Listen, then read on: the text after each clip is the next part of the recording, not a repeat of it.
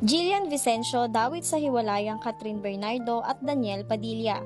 Nasasali ngayon ang kapamilya actress na si Jillian Vicencio sa hiwalayan ni Catherine Bernardo at Daniel Padilla. Sa katunayan, nagtrending ang dalaga sa dating Twitter matapos naging kumpirmasyon ng kapamilya Lister sa matagal ng bulong-bulungan pagtatapos ng kanilang relasyon matapos ang 11 years.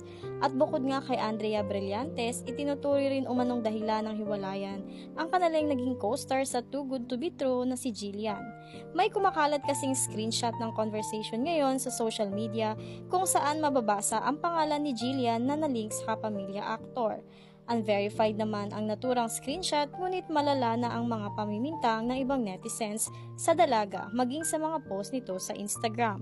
Saad ng isang netizen sa post ni Jillian, "Good luck girl, di ka pa nga nagiging successful sa career mo, wala ka pang naipagmamalaki, palubog ka na."